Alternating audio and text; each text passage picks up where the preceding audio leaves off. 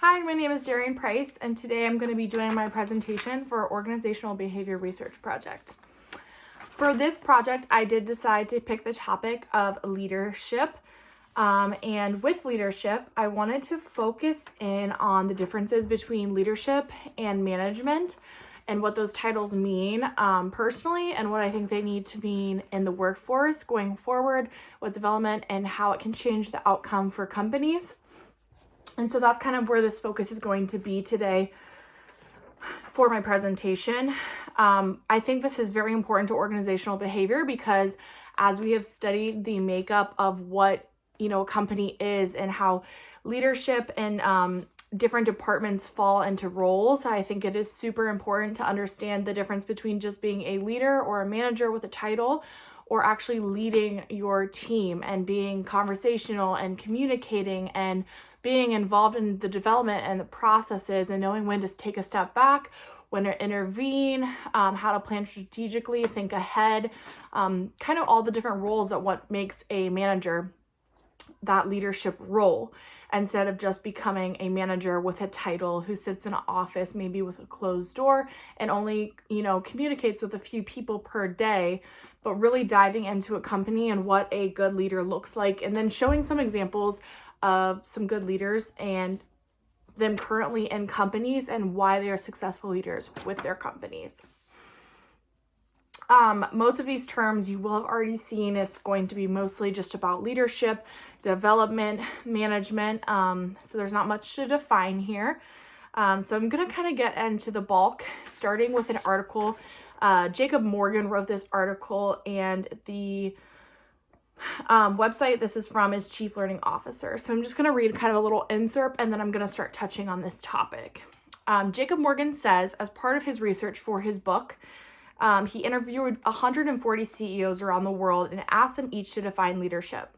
Many people struggled or had to pause to think because it's a word we use so frequently without really defining. We take the concept of leadership for granted and assume that we all know what leadership is and what a great leader looks like. Once the CEOs found their definitions, their answers ran the gamut. For more than 140 people, I didn't receive a single duplicate response. Some CEOs define leadership as having business acumen, like setting a vision or achieving goals for a company. Other people focus on human qualities like empathy, humility, and diversity. Other people, every answer was different, but they were each correct. Every leader has their own personal definition of what leadership is, what influences how they lead in the culture and direction of their specific company. The definition of leadership can also change as leaders themselves change and evolve. With new leaders come new approaches to leadership, what impacts the overall culture and employees. Who then is a leader? There have been countless people throughout history that led people who were inhumane and destructive. I think we all know a manager in our time frame that did more harm to us than good. Does that still make them leaders? In my mind, a leader is someone who does more than just help lead people. They help to be driven by the right motivation and make a positive impact on the people around them. Something I want to stop here and kind of touch on is I think it is so important to realize here leadership. And basically, they just took leadership to a title. Some people really in the management role, they become a manager or a CEO or the head of a department, and it's like they've achieved a status. But what does that status really mean? What is that definition, and what are they doing with their title? Something I would like to look at is kind of leaders that people look up to. Okay, you have Steve Jobs, you have, different people who've created products like Apple, Amazon, and they didn't get to these places because they assumed a title and they just sat there. And that's exactly what, a bad leader does and a bad, manager not being a leader. I think leaders are proactive and they think ahead and they think into the future of the company. They really help develop and shape the people who are underneath of them. They work on development, they work on trainings, they see the strong suits and they tactically put the people in the positions that they need to be in to be successful. But more importantly, they realize if they put each hardworking individual in the correct area they need to be in, then as a whole company, they can grow together in one direction. I think being a leader also is defining who you are as a leader. That people underneath of you have to buy into what you believe. They have to buy into your why, your vision. And they have to know that you are not just receiving a title, you're not just receiving a paycheck, you're not just coming here to clock in and clock out, but that you care about them. There needs to be that connection. Okay, so many times we have a manager that we fear to go request off, or we're sick and we feel like, oh my gosh, if I call off today, I'm going to lose my job, or something comes up and you feel so disconnected. You don't know who your manager is other than a title. You know, we forget that they're real life people and that we're real life people. I think some of the companies, the biggest ones that you see that are so successful are the ones where a leader is pouring directly into their team. There is every single day communication face to face. People know exactly who the owner is, and they're like humbled by that. Like the owner is still taking time out of their day to come down to the level that they are at. You meet your employees where they are. For me, being a leader, I'm only as strong as my toughest link. There's nothing I will ask anyone on my team to do that I myself have not done, that they have not seen me do. I want to lead by example. I want to show them the type of attention to detail they should have. I want to show them the type of interaction with customers, with phone calls, how to divert a bad situation into good. But I want to do that hands-on. I don't want to just send them a training or make someone else put them in charge of handling that. I want to be one-on-one with the people that I work with. And I don't care how big my team is or how long it takes. Part of what I thrive on in defining myself as a leader is making sure that my team and I have that one-on-one trust and communication. I should be able to get sick and not show up for a day. And yeah, in my mind, because of who I am, I'm going to be a little bit freaked out, like, oh my gosh, I'm not there today. But I should know that I have people in place that are strong, they are confident, and they are fully capable of running the shift without me. And I believe that every good leader should do that. Every good leader should be able to take a step back from their business and things are all operating beautifully and smoothly. And if there are issues, the people are in place that have the confidence to overcome that issue. Okay, so many times you see leaders who are micromanagers, which is something I'm going to talk about in this, in this presentation, but we get leaders who are micromanagers and they have an insight to every single thing. Even though they've given us tasks to do, they're still in our face. This is how you should do this. This is how you should answer. This is how this should be done. This isn't done correctly. And the micromanager at the end of the day is like, wow, okay, this is awesome. They're doing things exactly the way I want them to do. But then when that micromanager or leader or manager, however you want to title them, is not there, the company falls apart because the people do not have the confidence or knowledge to act in place without being told exactly what to do from every single direction and angle. And they feel as though if they make those decisions themselves, there's no trust. Okay, they haven't been poured into, they haven't been developed to take on those types of tasks and roles. So I kind of touched here on who is then a leader. A leader is someone who can see how things can be improved, who rallies people to move forward and better that vision. Leaders can work together toward making their vision a reality while putting people in their company first. Just being able to motivate people is not enough. Leaders need to be empathetic and connect with people to be successful. Leaders do not have to come from the same background or follow the same path. Future leaders will eventually be more diverse, which brings a variety of different perspectives. Of course, other people could disagree with my definition. The most important thing is that organizations are united internally with their definition of leadership. I think that's something that's so important to touch on, is that you do not want to become a leadership, which is something that I have done. You do not want to become a manager for a company that does not represent the same values and beliefs that you have. Okay, I believe that even when you're going to an interview or you want to step up in a company, you have to make sure that that company aligns with your vision. And visions change over time. You may work for a company, and when it comes time to develop yourself into a higher up level, you realize this company is not for me anymore. You really have to dive in. It's not the money, it's not the salary, it's not the title. Not all management is the same because every single company is different, and what they stand for, their beliefs are all different. That is so, so important. It says you can keep everyone on the same page and help prepare certain types of leader for the future. Organizations also need to have leadership filters so that the right people end up in the positions to lead.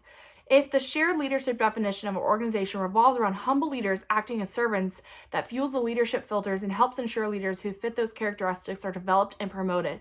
Similarly, an organization could filter for leaders who meet their business and financial goals, which means only leaders that prioritize things will be promoted in the company. Okay, leadership. Let's break it down a little bit. Something that I'm so passionate about is training and development, okay?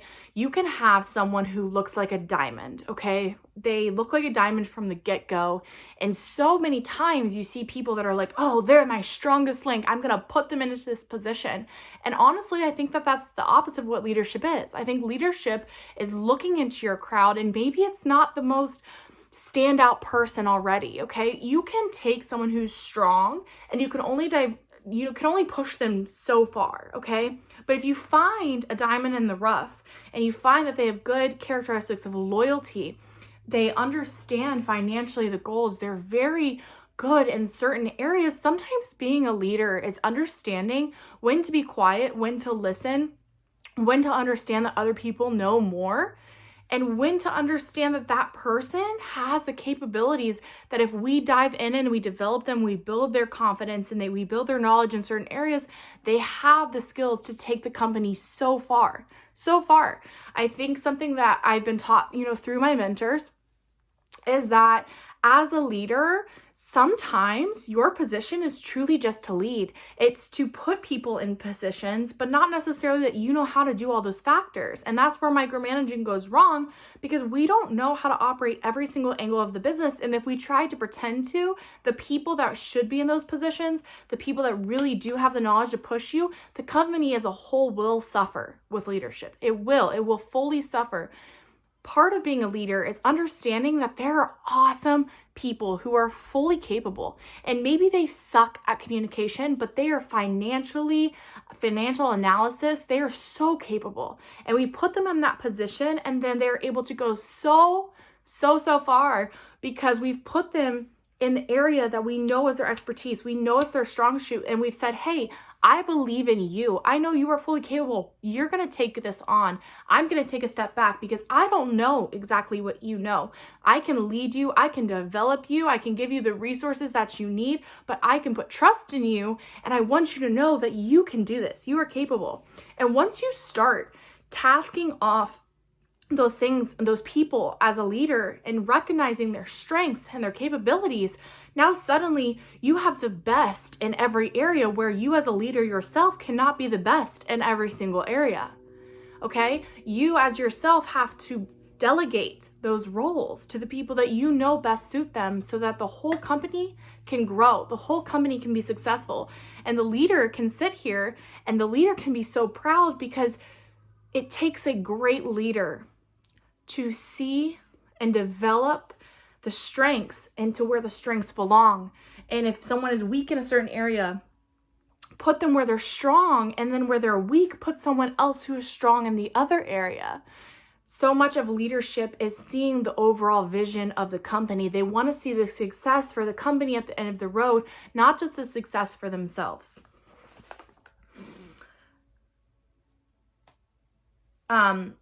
Another article, How to Strike the Right Balance. This is Mrs. Trafford. She says this: these managers may think the leadership skills of coaching, encouraging, and motivating aren't important, but the reality is employees tend to be less responsive to needing changes and improvements if their managers lack the ability to build relationships. So managers without people-focusing leadership skills are likely to find it harder to get employees to commit to overtime when it's needed, get volunteers for difficult projects, or improve productivity. For example, a new manager thought she was going to do a great job because her data processing team met its deadlines and achieved every single goal it set out to achieve. However, her team disliked her exclusive focus on getting the job done and felt she didn't care about them. Their frequent complaints about her management style led to her inability to get promoted and ultimately led her search for another job. Luckily, a mentor helped the new manager grow her soft skills, which led her long-term success in a series of promotions at another company. These types of managers haven't transitioned from our industrial era focus on efficiency as the most important thing. Maybe in the older days, a factory foreman could have concentrated on the following orders, issuing orders, organizing employees for the task at hand, and making sure the job got done right. But as time has gone on, this wasn't true. This is so important. Oh my goodness, so important. Where do I even want to start? So let's talk about a great leader, okay? This just kind of talked about that delegation. And we have to be so careful with delegation, because delegation, again, you can't sit behind a wall. You can't sit behind an email as a manager that wants to be the leadership role.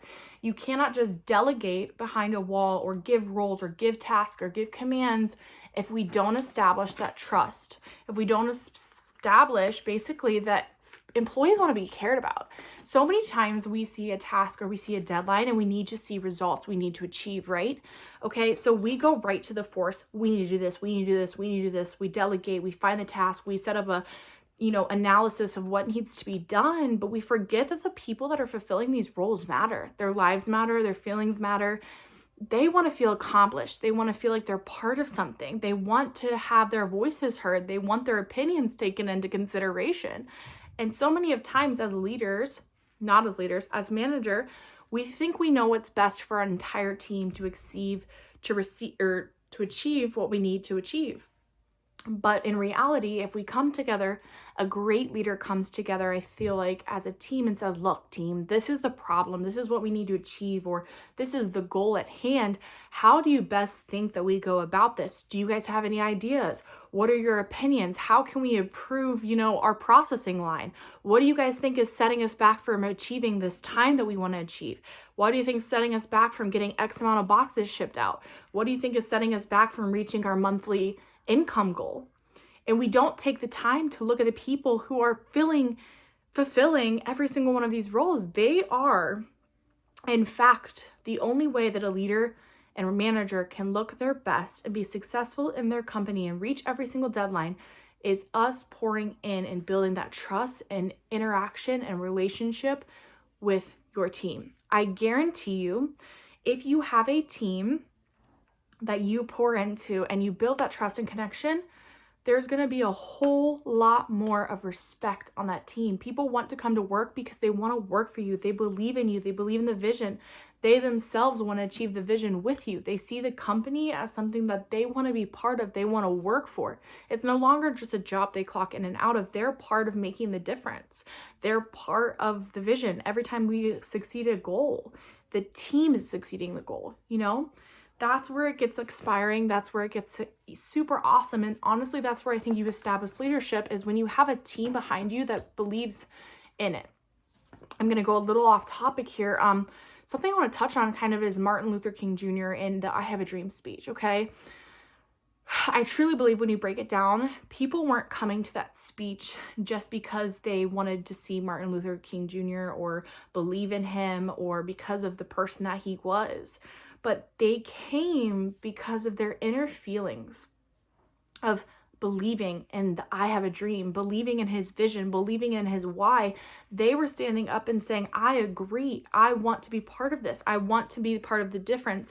I want to put my foot down. I want to end racial inequalities. And that is why they showed up. I think behind every single great leader is a team of people. And when you inspire and you cheer them on and you lead them to be so successful, they buy into who you are. They buy into the product. They buy into the vision of the company. And that is how they become then the future of the company. When you find very successful people and you develop them and you believe in them and you build trust with them, they grow with your company. They grow into your next manager, your next leader, your next CEO, however far they go. But that starts at the bare minimum. It starts with, think of your bottom line person. How would you treat them? How would you develop them? How would you pour into them? How would you lead them to achieve the goal that you want them to achieve? I feel like as a leader, you want to have goals for each individual on your team. You want them to have goals. You want you to have goals. You want to help them reach their goals. You want to build that connection and relationship with them. I'm rambling, so let's move on. Mr. Ludendonk, role and impact on business. You can be a communicator, a thinker, a decision maker, a team builder, and an image builder at the same time. You must learn everything you need to do to develop a strong and happy team, reach your goals, and success as a leader. People generally think a company achieves success because of its business strategies, although business strategy does not contribute heavily to the success. Yet there are many reasons which amount to the rise of an organization, and strong leadership is one of them. It is also a fact that people do not follow a leader, but someone they want to follow. It may sound like a paradox, but unless you have a personal charisma, ambition, or a dumb luck, you cannot lead successfully. That's kind of why I touched on Martin Luther King Jr. Bad leadership leads to poor employee retention and demotivates the remaining employees, causing them to be much less productive than they would be otherwise. So this is where we're kind of going to get into what does a bad leader do to a company opposed to a good leader, okay? What does this look like? How do we make sure as a team, I'm assuming I'm presenting this to my team, how do we make sure as a team, as a leader, as management roles, that we are being the correct type of role that we need to be for our employees, making sure that we are pushing the company further and not setting the company back? Team chemistry. If only one person in a team complains about the leader, then the problem is likely to be isolated to exist only between the two of them. However, when multiple team members complain about the leader, and usually about the same things, as well as members of other departments and even clients, then you know something is wrong. Many leaders react to this by hiding their head in the sand and waiting for it to go away. Unfortunately, it will most likely not. Problems rarely go away before they are solved. If left unsolved, the problem will only get worse. Okay. Huge thing as a leader, being proactive in understanding the problems on your team before they arise. If you as a leader know there's someone on the team who is being disrespectful towards other employees, which I feel like a lot of times this happens, you see the department head, okay, they are making decisions, but then there is maybe a co-manager underneath of them who is giving direct responsibilities and roles to each of these people, and they are using their title to be basically flat out as a manager, they're literally abusing their title. They're abusing their thing. The head, of the department is saying, you have these tasks too, and they're pushing their task on someone else. There's disrespect. There's so many things. And a lot of times you will see, as long as the productive role or the goal is still being met, people don't do anything about it. But what does this lead to in a very short period? It ends to people quitting their jobs, people disrespecting, people. Basically, in the long run, it's all going to blow up, and it's all going to be something that was preventable. So being a good leader is being proactive in understanding those types of issues that come up and may arise and stopping them as they happen. Another topic. There is no communication. This talks about bad leadership, okay? A bad leader will not listen to the subordinates. They do not value any input from their employees. They will typically ignore emails and messages from their employees and spend long periods of time away from the office. Such leaders will place a low priority on listening to their employees, even cutting them off when they are speaking in order to speak themselves. A poor leader will have no regard for staff's opinions, even though those opinions are coming from staff members with extensive skills and experience in the matter being discussed. Again, they're working on the line themselves and you're just directing orders, but you have no idea what they're going through on a daily basis, and they are the reason for your success, okay? Behind every strong leader is a team of very hardworking, successful, and intelligent and talented people. Okay, you don't see any leader that looks beautiful without a team behind them that has a great skill set. It says, as a result, they may miss opportunities to do things in better and more efficient ways. Poor leaders will also typically fail to pass on information to their employees about policies, procedures that they must follow, and then often scold and punish employees when they fail to follow them. I think this is something to touch on, okay? Again, as I went back to leadership, you are hands-on. You are with your employees, okay? Just because you achieved a title, think of your title as nothing, okay? That's why I kind of love when you see managers that are just training and development, and that's all it says. Your job is to train and develop and pour back into your community. Just because you've received a title or you're at the head of something does not mean that the weakest link is not your priority anymore. Every single part of this company and the departments that fall under you, that is your priority, and you need to be in there, and you need to know what's going on. You need to develop these people. You need to pour into them. So many times you see people behind an office door. It is a crazy experience. My first time when I had met the CEO of Rogue, and he was walking around my building, and I was like, excuse me, the CEO is walking around the building and just talking to people and building connections and asking them, what can we do better? What do you think we can do better? Since you yourself are doing that task every single day, what do you think that we can do better? That's a game changer. That's a leader. Let's move on. The leader has no clear expectations for their employees. As an employee that does not know what is expected of them can end up feeling frustrated. This will ultimately affect how well they carry out the task assigned to them. A poor leader will not tell their employees the deadline for a project, or might tell them but fail to tell them what their goals are for the project, or they might keep moving the deadline around and leave the employees in a state of ultimate confusion. In some cases, the leader does not know that they are playing favorites. They simply act on their biases, and the resulting actions are skewed in a particular direction. This is perfect, okay? So let's go back to where they said an employee that does not know what's expected of them can end up feeling frustrated. I have had this happen to me, and I'm sure a lot of other people have had this happen to them. But I think it's very important to understand as a leader, you have to make sure either you're the head leader, or if you have a manager under you, whoever is presenting this information needs to be clear, precise, know the objectives, know the goals, and everyone should be informed, okay? If a team, let's just say I delegate a team, everyone's in the most perfect roles, okay? You're set up for success, but communication is the number one thing that if you do not communicate, even the best employee who has all the skills in the world to achieve exactly what they're being asked to do, if they don't have the communication of the tasks that they're expected to do, they will fail. The company will fail. You will fail your goal. Communication is number one in and outside of the business. Communication, you need to always lay out in bold letters, highlighted, underlined, your expectations for your employees. Otherwise, you will, again, like it says here, they end up feeling frustrated, and it will ultimately affect how well they carry out a task assigned to them. 110%. As a leader, that's what happens. Or as a manager, that's what happens, okay? As a manager, you give roles, you give tasks, and you expect people to fill it out, but you don't ask. I always ask as a leader, and I think that's what sets things apart, is as a leader, you ask them, you give them the task, you say, do you have any questions? Do you understand these expectations? You remind them, you send out an email, hey guys, just wanted to catch up, see if anyone needs any help. Again, hands-on interaction. There are no things falling through the crack, because ultimately that's what defines a manager from a leader. If things are falling through the crack, a manager points fingers at their employees, a leader points fingers at themselves, okay? A leader understands when they have failed to properly communicate, properly or improperly give expectations and guidelines to their employees. Next, the leader or manager that is a bully. This is the most obvious sign of a bad leader. A bad leader may bully and intimidate employees, threaten them with termination if they do not do the work to leader's satisfaction.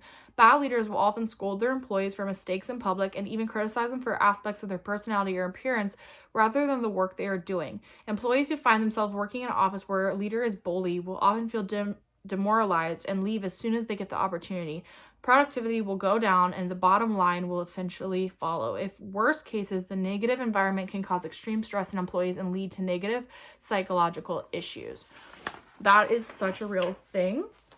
It sounds a little bit crazy, but it is such a real thing. I think a great example of this with management is you see so many times, again, like I just said, managers give tasks and they don't properly communicate, or they don't properly set clear expectations. And then when the team fails, they point fingers at their team and they make their team feel horrible, or you're going to get terminated. If we don't get these numbers around, you're going to be laid off. You're the problem. You're this, you're that. And a great leader looks internally and says, what did I do wrong? They ask their team, where are the issues? Where is the communication? And it's open and people feel trusted. People want to succeed and do better because they aren't feeling threatened. They don't feel like they're the problem, but they want to grow, and therefore the whole team wants to grow together.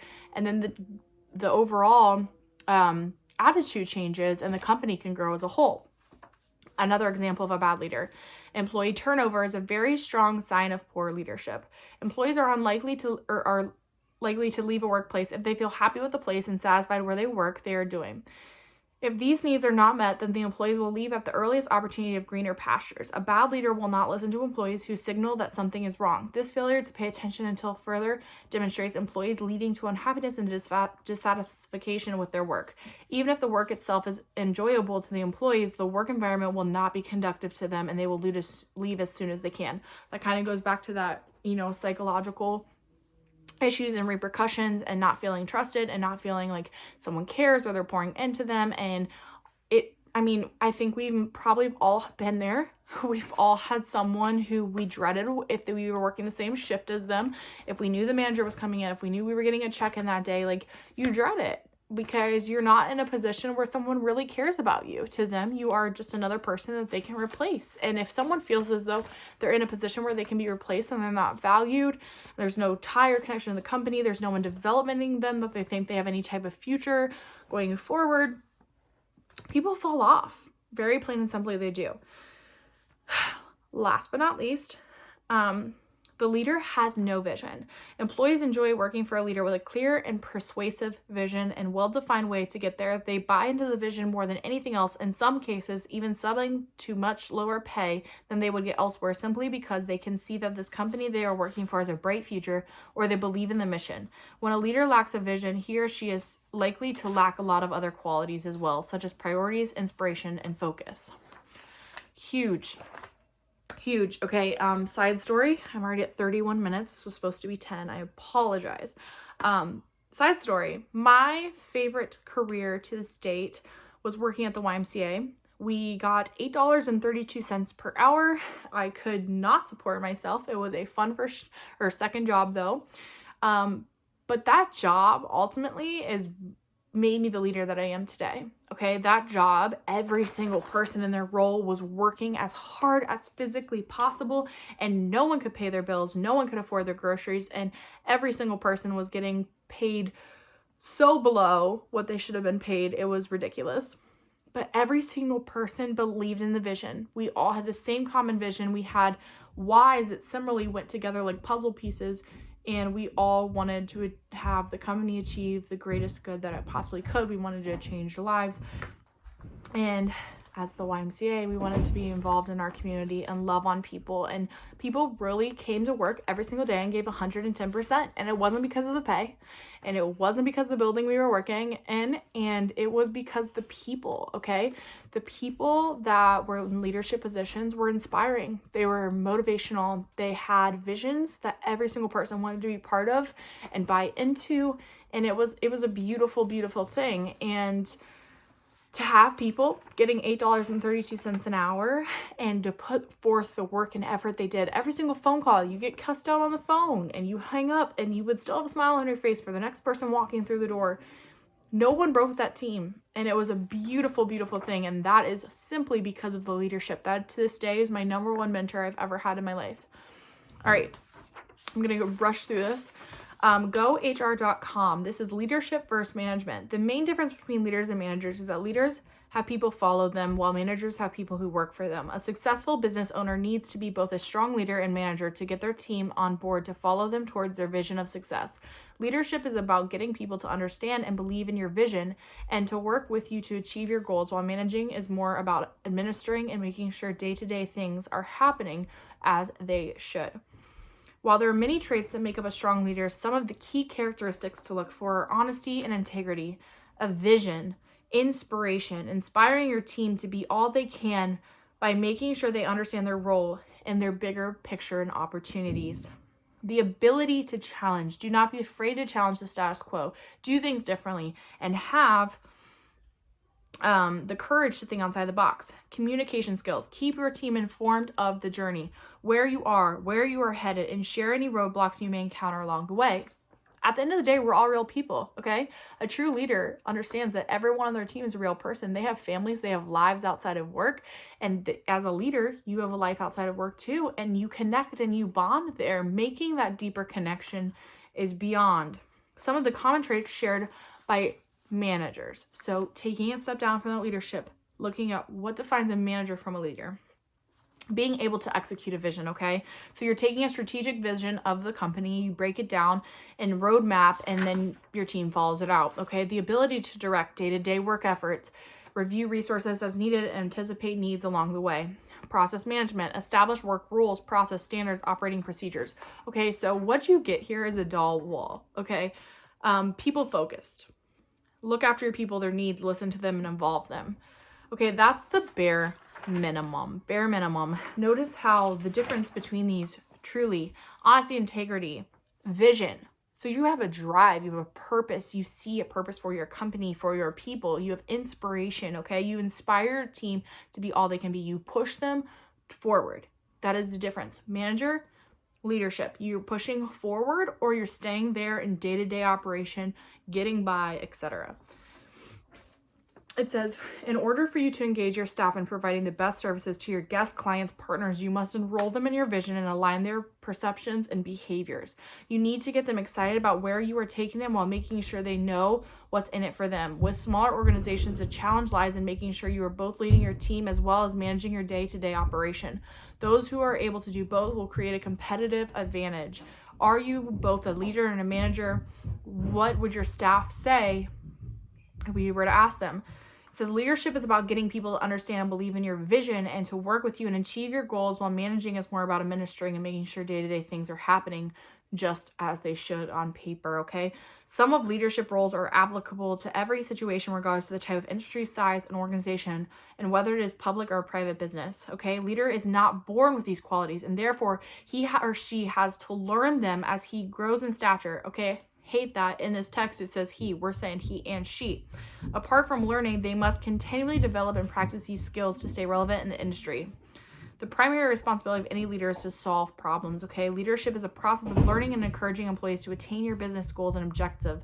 Leader also plays a pivotal part in enhancing employees' performance and productivity. You as a business leader must perform many different duties as they need be. Your regular job is not regular when you are a leader. You must always be ready to adapt. My favorite line, okay? So that kind of sums up everything. Let's kind of tone this down because we're at 36 minutes. The most important aspect of all of this, okay? Today, I want everybody on this team to look at, are you a manager? Are you a leader? Okay? In your specific role, in your specific title right now, what are you doing to be a manager? What are you doing to be a leader? And if you are being a manager, how can you change for a leader? And how do you think that would impact your team? I think right now, anyone who's in a management position, even if it's the simplest management position ever, if you want to be a successful leader one day and you want to step into a big role shoe, you have to look at, how am I going to grow? Okay, this just says you're not born a leader. You become a leader through the experiences you go through your job titles. And I believe that true and great leaders are born at the very bottom level, okay? When you insert yourself into a job, it's getting dirty, it's being a player, it's being adaptable to every single type of situation. It's leading your team, okay? Let's say you work at Subway, okay? You have a lunch rush come in, 22 people are standing in line. Do you know how quick you have to cut the bread, get the slices on, do this? Okay, I'm gonna put, hey, you're awesome at being a cashier. You go check people out. I'm gonna handle this. You handle the making the bread. You handle filling the line. I'm gonna handle doing this. Leadership, okay? Put people in roles where they're gonna be successful. You have to get to know a person to know what they're strong at, where their weaknesses are, where their strengths are. If you take the time as a leader, not a manager, as a leader, you must take the time to get to know your employees enough to know where they can be to grow and know where their weaknesses are. But also, as a leader, you develop their weaknesses, okay? Maybe that's with training, maybe that's with hands-on. You want to get to know who the people are in your company that are going to be the next part of the company. You need to know that when you step back for a day, the company will run smoothly and successfully. You want people to feel empowered enough to make those decisions when you're not there, and know that they are capable and that they have your trust when you are a leader. When you are a leader, you need to know from the get-go that you have stated your vision for the company. You need to say what is important to you, and so that people can really align themselves with your vision. They need to believe in your why, believe in your purpose, believe in your values. understand you as a person, okay? And you need to understand them. I think something that really wasn't touched on here, but I want to touch on, what sets a manager apart from a leader is you understand every single person on your team is different, okay? Not every single person is motivated by money. That's a huge misconception. Just because someone is working in a job does not mean their motivational factor is money. You need to get to understand each of your employees' whys and their visions and why they are doing what they're doing. What motivates them, okay? Maybe their motivation is little Bobby Joe is at home, and if they are working this job, they can put Bobby Joe into soccer for the next year, and he can have a chance of being this huge soccer star in the future. Okay, you never know what somebody's why is, and until you unlock that why, that is where you will see your team blossom and your company grow. And I think you have to understand, as a leader, every single player on your team is a player on your team for a reason, okay? If you not develop each of the players on your team, if only two of your, let's just say you're a baseball player, if two of your players come to practice every single week, but at the games, all 16 players show up, you have so many players that are undeveloped and unrecognized, and you have no idea what their strengths are. What are their weaknesses? Should I put them up to bat? Should I put them in the outfield? Should I put them in the infield? You have no idea. You have to get to know your team, or you don't know what you're working with. How can you be successful and be a champion state title team if you don't even know the players on your team, okay? Leadership is recognizing strengths. It's recognizing weaknesses, developing weaknesses.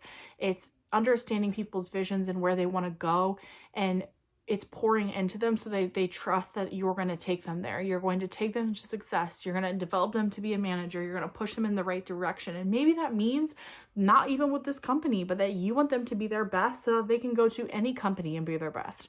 As a leader, you have to love and appreciate the team that's under you, because at the end of the day, a manager is a manager, but a leader's success is their team's success, okay? If their team wins, if their individuals win, they win, okay? Because their job as a leader is to lead and develop and love and cherish their team and push their team to one goal, to one vision for one company and for their ultimate goals and successes, okay? And as a leader, I think equality is, if your team is failing, if there's an issue within your team, as a leader, that should irk you. That should make you upset. That should make you want to do better and be harder and be more involved and figure out those issues, okay? A manager takes a paycheck or takes a status or takes a, hey, you did this, you completed it, check mark, goes home. They don't care about their employees on our team. They don't care what's going on outside. They care about their paycheck. They care about themselves. They are self-centered. They cared about day-to-day, got it done. Boom, I'm leaving out the door. So today, I want you to take away from this, are you a leader or are you a manager? And if you're a manager, how can you get to being a leader? Do you want to be a leader? Do you think if you were maybe a leader now, how would your company look differently? Okay, I want each of you to look at the departments or the roles that you're in. Maybe you are the baseline worker, and I want you to look and I want you to say, how can I become a leader? If that's your goal, that you want to become a leader or a manager one day, I want you to look at what you're doing now, even if it's the most basic role, basic job, and I want you to say, what traits and values can I build in myself now to set myself up for success in the future? Because the reality is, no matter what job that you're doing, someone's going to take leadership. Someone is going to be the manager. A lot of times, if a manager is in role, you will find that no one respects that manager, that there's someone else on that team that's being a leader. And it's finding who is being that leader and why they're that leader, and mentor, look up to them, ask them how they're doing things that they're doing, look at aspects of how they react to different situations and be like that.